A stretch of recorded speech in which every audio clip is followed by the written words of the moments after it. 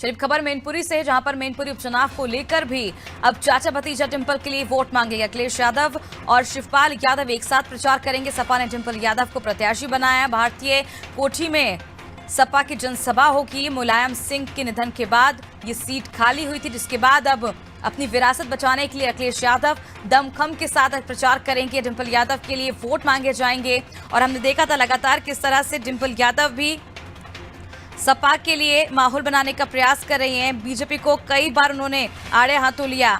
उसके साथ ही उन्होंने कहा कि बीजेपी धोखाधड़ी कर रही है देशवासियों के साथ, और जिस तरह से सिर्फ मैनपुरी या उत्तर प्रदेश की जनता ही नहीं, पूरे देश के साथ बीजेपी धोखा कर रही है। लोगों को समझना चाहिए, लोगों को देखना चाहिए क्या कुछ बीजेपी राजनीतिक खेल खेल रही है जो लोगों की समझ से परे है।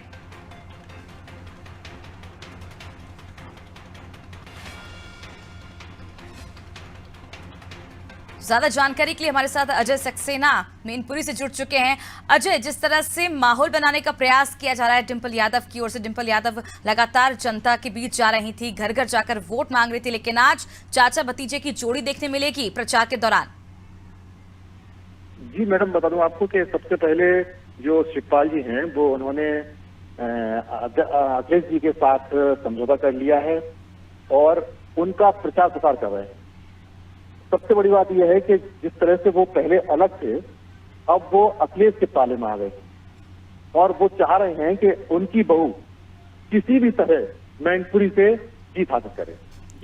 जी अजय, हमने देखा था किस तरह से योगी आदित्यनाथ ने निशाना साधा था शिवपाल को लेकर, जिसके बाद अखिलेश यादव भी काफी आक्रामक नजर आए। उन्होंने कहा कि जिन्होंने फिजिक्स आज तक पढ़ी नहीं है वो पेंडुलम की बात करने लग गए हैं, और उसके बाद से राजनीति काफी गर्मा गई है। लेकिन अब जांच की बात भी हो रही है शिवपाल यादव के ऊपर। 2017 का मामला है और अब जांच भी की जा रही है, सीबीआई जांच की मांग हो रही है।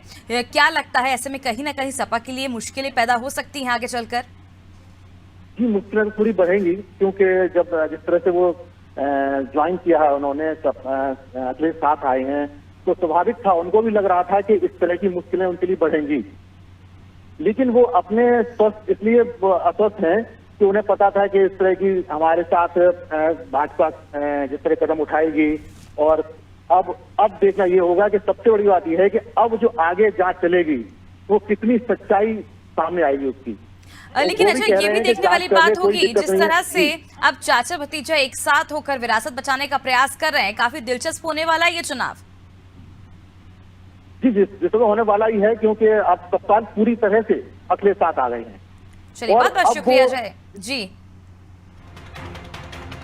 बहुत बहुत शुक्रिया अजय तमाम जानकारी के लिए। तो बता दें मैनपुरी में लोकसभा का उपचुनाव है और ऐसे में मुलायम सिंह के निधन के बाद ये सीट खाली हुई थी और अपनी विरासत बचाने के लिए अखिलेश यादव लगातार प्रयास कर रहे हैं, प्रचार कर रहे हैं। और आज देखना होगा कि अखिलेश और शिवपाल की जोड़ी एक साथ प्रचार करती हुई नजर आएगी। हमने देखा था पिछले दिनों किस तरह से डिंपल यादव घर घर जाकर वोट मांग रही थी और सपा के पक्ष में प्रचार कर रही थी। प्रत्याशी के तौर पर इन्हें उतारा गया है। मैनपुरी सीट जिस तरह से भाजपा भी एकजुट होकर लगातार मैनपुरी सीट पर कब्जा करने का प्रयास करेगी, लेकिन अब देखना दिलचस्प होगा क्योंकि काफी लंबे समय तक यहाँ पर मुलायम सिंह काबिज रहे हैं। और अब क्या कुछ होगा, किस तरह से सपा अपनी इस विरासत को बचाती, ये भी देखने वाली बात होगी। देखना दिलचस्प होगा आने वाले दिनों में।